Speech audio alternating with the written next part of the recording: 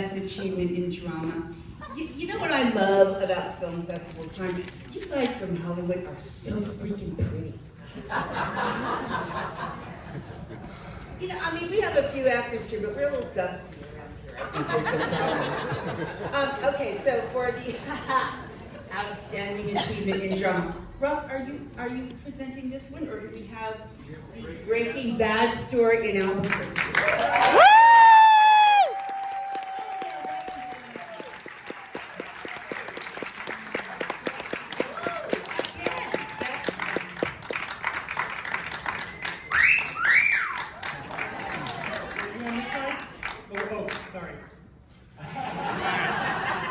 As we were walking up here, Russ did say we are running long, so we're just going to go ahead and give it to Omar. Actually, because of the last song, we are running out of time, so I'm sorry, Patrick, you and your wife will have to come back next year, as they are going to be setting up for the Church Lady Bingo League tomorrow. But can I just say, I want to quote the great Jesse Pinkman and say, yeah, bitch!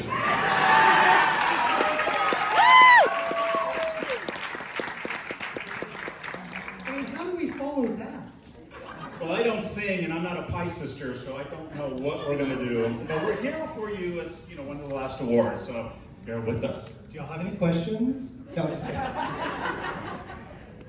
We're having some great time here tonight. Thank you so much. By the way, my name is Marq.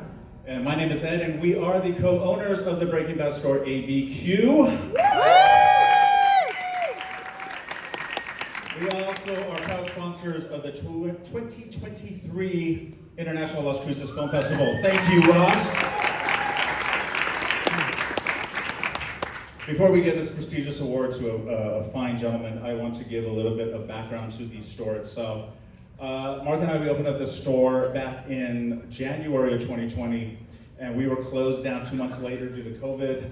We were closed down again later in the year due to COVID, and we didn't know if we would ever open up again because of finances. So, long story short, we went from a 500 square foot place, we moved to 1,000 foot, and now we are even a double-sized store because of the fans, and we moved 3 times in those 3 years. And don't let anybody ever tell you that the power of TV and film does not make money for this state, because the fans come here, they tell us all the time, it is the power of Better Call Saul, it's the power of Breaking Bad, it's the power of film in this state. So we just want to say thank you to the fans from this state, from across the country, and all over the world. Thank you.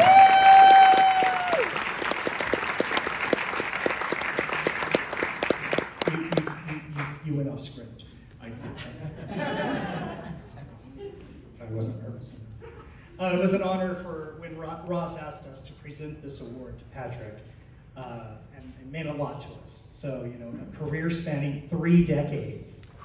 Patrick Fabian has entertained audiences with roles encompassing all genres and roles, making us laugh on such shows as Reba. Oh, Rex and Reba couldn't be here tonight. They wanted to. She's doing some little thing in Madison Square Garden. So. Friends, Ugly Betty, very, very cute little thing there in the quirky Pushing Daisies. You've done animation. You did delighted us in Twitches. And let us not forget the great scare you gave us in the last exorcism. But we're here about the drama, and there's plenty that he gives us. Whether it's with the ladies of Desperate Housewives, playing a demented doctor on Grimm, even racing the clock with Kiefer in 24. And let's not forget the charismatic Leonard in Driver X. That's right, Patrick Fabian will be known and linked forever for the critically acclaimed show, Better Call Saul. Now what Better Call Saul, yes? Now Better Call Saul is a prequel to Breaking Bad, and what that is we get to see, in which we find out how Saul Goodman becomes Saul Goodman and sees the people that he meets along the way. One of those people is a person called Howard Hamlin, portrayed by, of course, Patrick Fabian, who is the top lawyer in Albuquerque, and he leads the top law firm called HHM. During its 6-year run, you can feel a lot of emotion for the person that he portrays in Howard Hamlin. You hate him, you're disgusted by him, you like him, you're rooting for him, you fear him for him, and eventually you miss him. That's the great writing of Better Call Saul, but it's not just about the great writing. No one could have done this role of Howard Hamlin if it weren't for the great Patrick Fabian.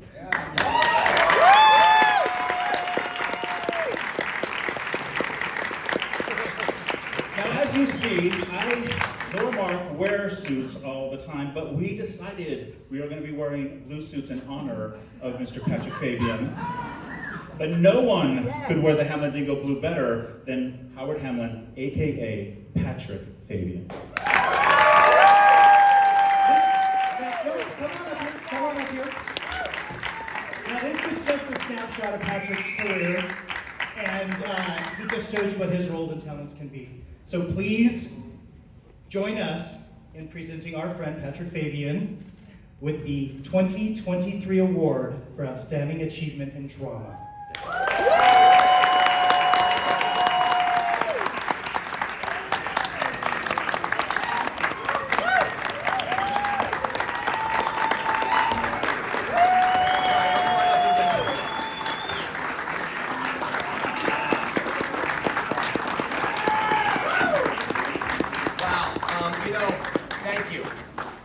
Thank you, Marq and Ed. After all that Hamlin Dingo blue and the beautiful blue suits that I got to wear and everything else, I show up in a black turtleneck. And I'll tell you why. Because Sony, that made the television show, you know, they paid some money for those suits, right? Probably more money for the suits, frankly, than the guy who was in them. And the only place that I know an actual Hamlin Dingo blue Howard Hamlin suit exists is actually in the Breaking Bad Store in Albuquerque. So if you want to see one, that's the place to go. I love you guys. I had a lot of thoughts, a lot of things. We're running long. I get that. What I'm overwhelmed with and taken by, again, in New Mexico is the sense of community. Mr. Mayor, I believe he mentioned this seems more fun than the Emmys. I've been lucky enough to go to the Emmys thanks to Better Call Saul, and he's not wrong. This has been much more fun.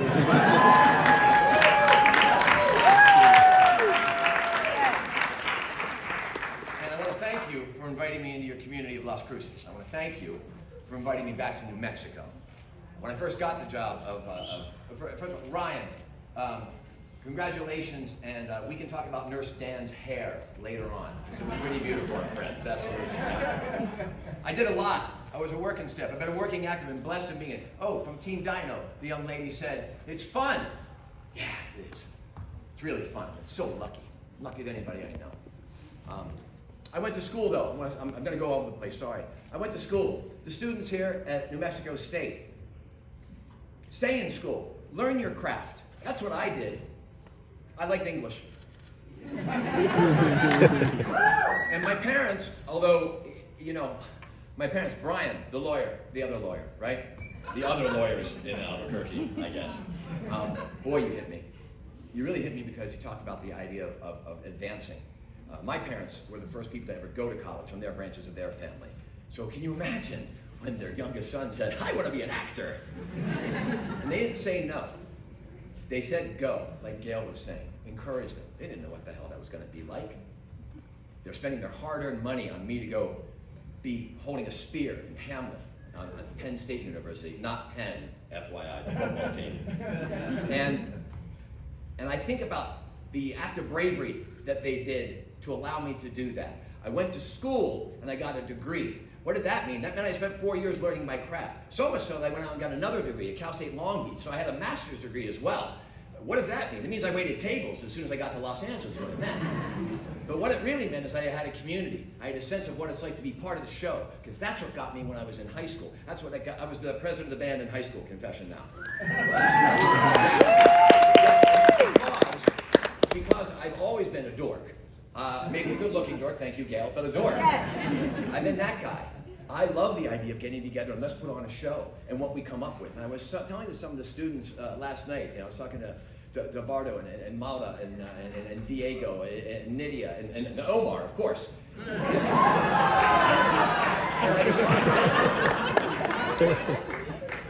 Don't steal my spotlight. But I was talking about him, about the idea of If Saul had never happened, one, I wouldn't be here. That's okay. But if Saul had never happened, my career was what they were saying before. I'd been on Reba. I was on Desperate Housewives. I'd done 13 failed pilots. I watched my friends who I golfed with become the friends. So in that interim, I managed to be a working artist. I managed to go ahead and live my dream. It didn't make me rich. It kind of made me a little famous. Thank you again, Ryan. But you know what I mean? It wasn't Saul. But had it stopped right there, I won. I already won. Everything I dreamed about when I was in college, everything I dreamed about, like what it could be, it was different, it was unusual. And when I was talking to those beautiful young filmmakers, I was telling them, and I wasn't lying because it's the real thing, when you have call time, when you get to go to work, it's exciting. It's like the first day of school. What do we have there? What are we gonna do? And we show up. Is it gonna be a good day? Is it gonna be a bad day? Is the script any good? Does the director know what she's doing? I don't know. I don't know. Do I know what I'm doing? And it's all that wonderful, that nerves and noise, but then you put it together. And then sometimes it's sublime. Sometimes it sings and you don't even know why. It's mercury running through your hands. And you sense it, and you feel it go through you, and you know you can't grab it. And hopefully you capture it, and it can be transmitted to somebody else. And it hits somebody else, either directly or obliquely. And your job is done. And you go to find the next thing. And maybe you'll find the mercury. If you look at my IMDb, I have not found mercury a whole lot. But every job had its fun. Nobody shows up to say this is terrible. Everybody shows up with a sense of optimism. And going back to our jury winners, Nathaniel and Jillian, they touched on it. What we do is important. It is entertaining. It is certainly fun. It can be a blockbuster. It can make money, it can not make money, but boy is it important. I'm sure since the dawn of time, chaos and corruption and confusion has reigned. But now, because of our devices, now, the faucet's in my brain 24/7, right? It's just there. The collapse of everything. What's the counterweight to that? I believe the counterweight is to get up and show up at set. I believe the counterweight is to say, what story are we telling today? I believe the counterweight is to put our heart and our soul in our storytelling and our art, because that is the way you can actually affect change.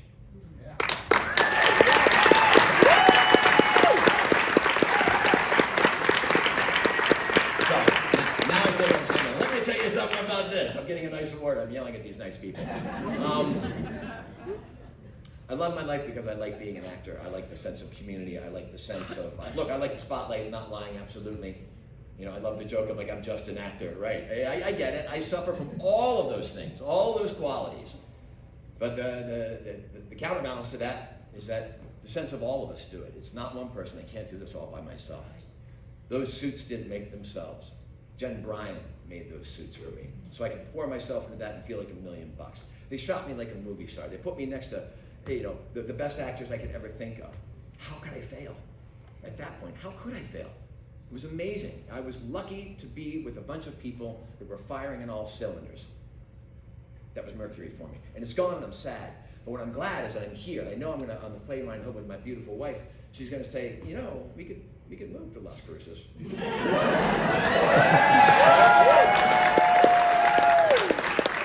wife's a filmmaker. She's done the 48-hour challenge. She's made shorts. She just finished her first debut feature as well. I was an executive producer on it.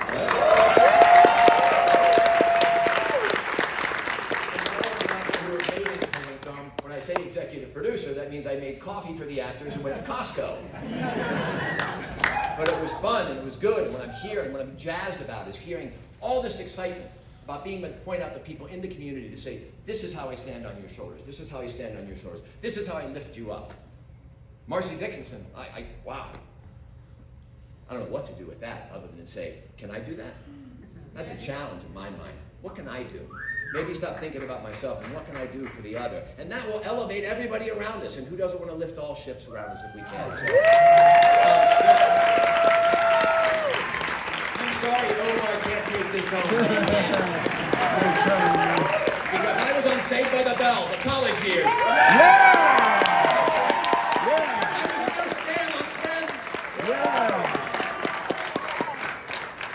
I will forever be grateful to the stage stayed in New Mexico, which when I first got a job and they said they were shooting in Albuquerque, I went, what? And I know being from Las Cruces, you agree sometimes, I know that. I'm gonna talk a little bit more, yeah, because it really was like, what? And then I got there and I still was a bit like, what? And then I looked around. And the people of New Mexico, and to be able to hike the Sandias, and to be able to go out and see this natural beauty and those sunsets, come on, I mean, we loved it so much, you know, we bought a house in Albuquerque, you know? I'm sorry, that's where we lost Cruces, I thought. But the point is, I came here in the middle of my life, and, well, actually, how many 100-year-old people do you know? So anyways, I came here in the middle of my life, with an incredible job that I didn't know was going to be life-changing in the fact that people recognize me, and that's great. But really, the life change came within because I came to New Mexico and I was greeted with open arms and an artist community that's outside of the idea and the reality of Los Angeles and the idea and the reality of New York City. And it reminded me and showed me a path forward and a future. And I thank you for letting me be a part of it, and I hope to continue to be a part of it. Thank you very much.